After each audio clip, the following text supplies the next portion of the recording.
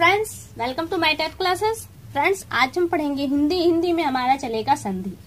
संधि क्या है? यानी कि मेल। संधि में होता है मेल। मेल क्या है? संधि क्या है?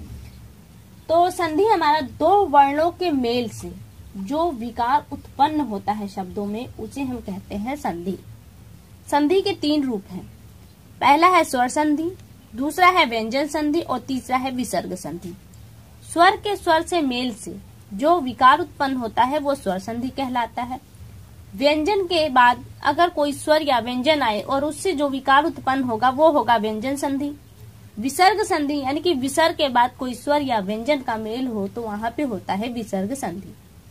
हम सी टेट की तैयारी कर रहे हैं या फिर जो लोग जिस स्टेट के हैं उसी स्टेट की टीटी की तैयारी कर रहे हो तो उनके लिए मैं बता दूं कि हमके व्यंजन संधि और विसर्ग संधि हमको नहीं जानना है।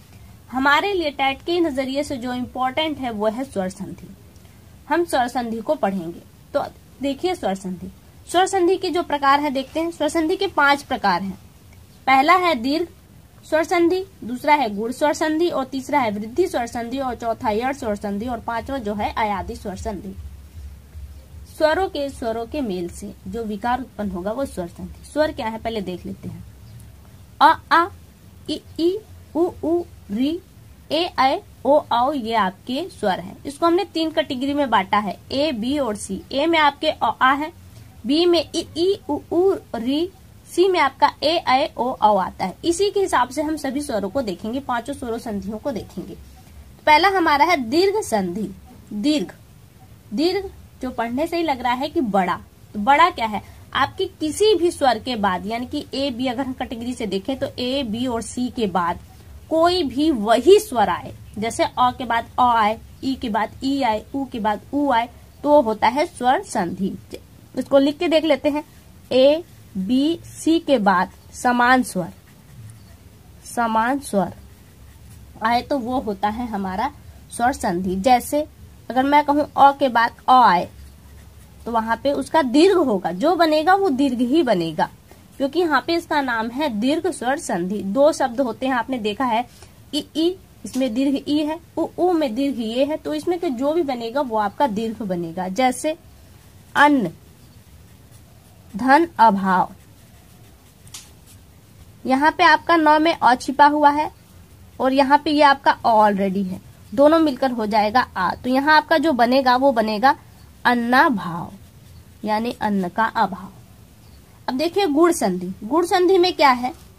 ए के बाद ए अर्थात अ आ के बाद बी आए यानी कि ई उ ऊ री आए तो बी के स्थान पे सी का छोटा हो जाता है। ए के बाद बी आवे तो सी का छोटा होता है। बी क्या है आपका? ई उ ऊ के बाद सी का छोटा यानी कि ए और ओ हो जाता है। एग्जाम्पल में सूर, धन, इंद्र, तो क्या हो जाएगा? रॉ में अ छिपा हुआ है, आप देख रहे हैं अ धन, और यहाँ पे ई मिलकर क्या बनेगा? आपका ए बनेगा। कौन सा? छोटा वाला। तो यहाँ क्या हो जाएगा? आपका हो जाएगा सुरेंद्र। अब देखिए वृद्धि संधि है। वृद्धि संधि देखिए, वृद्धि संधि में क्या है? अ आ के बाद यानी कि ए के बाद क्या आवे? आपका सी आवे। सी यानी कि ए ऐ ओ औ आवे, यानी कि इन चारों में से कोई भी वर्ड आए तो आपका सी के स्थान पर ही सी का बड़ा हो जाएगा। सी का बड़ा अर्थात ए और ओ हो जाएगा।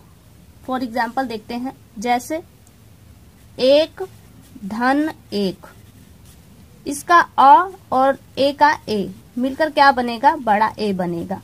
तो यहाँ पे क्या हो जाएगा? एक। ये हुआ। अब देखिए यड़ संधि क्या है। यड़ संधि बी के बाद, अभी सब कुछ यहाँ पे हमने तीनों के बाद तीनों देखा। गुण में क्या है? ए के बाद आया और यहाँ पे जो अब आएगा बी के बाद, अर्थात ई उ ऊ और री के बाद कोई भी भिन्न स्वर आवे।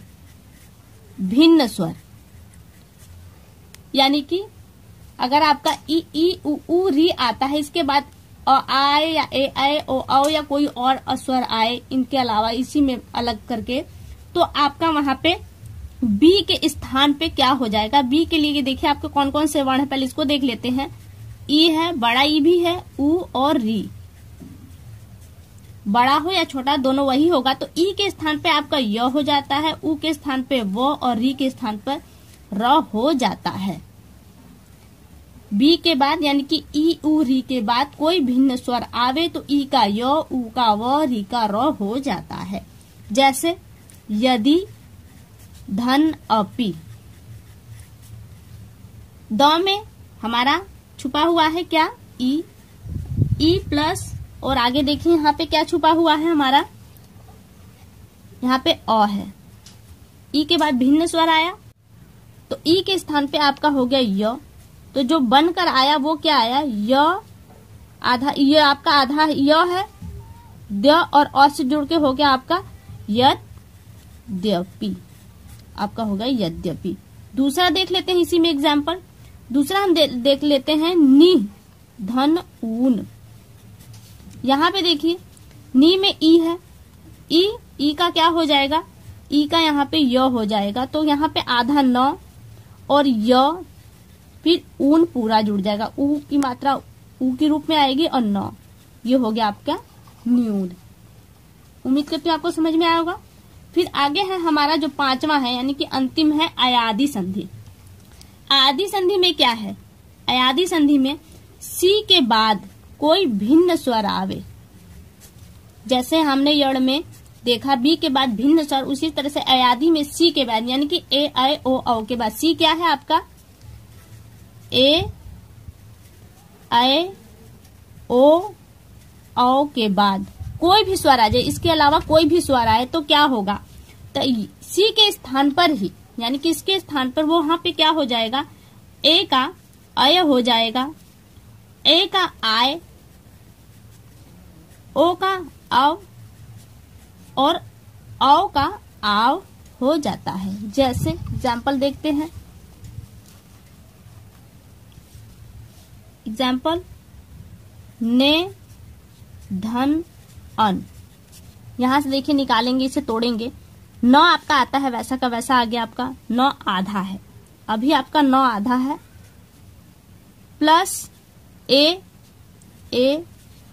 प्लस अन पूरा लिख देते हैं। और देखिए क्या कहा है, ए के स्थान पर ही अय हो जाएगा, तो अय का अ मिलकर पूरा न हो गया, फिर य इससे मिलकर पूरा हो गया और यहाँ हो गया न, य, न, नयन। इसी तरह से एक और एग्जाम्पल देख लेते हैं। प, धन, अन। क्या होगा, प आधा प निकल गया आपका, ओ की जगह क्या हो जाएगा, आपने देखा ओ की जगह आपका अ हो रहा है, तो प अ मिलके होगा पूरा प। व यहाँ पे है, वो आधा है, वो पीछे वाले अ से मिलकर पूरा हो गया व, और ये न, पवन। तो फ्रेंड्स उम्मीद करती हूँ आपको संधि अच्छी लगी होगी। अगली वीडियो में आपसे बहुत जल्द मुलाकात होगी, तब तक के लिए नमस्कार।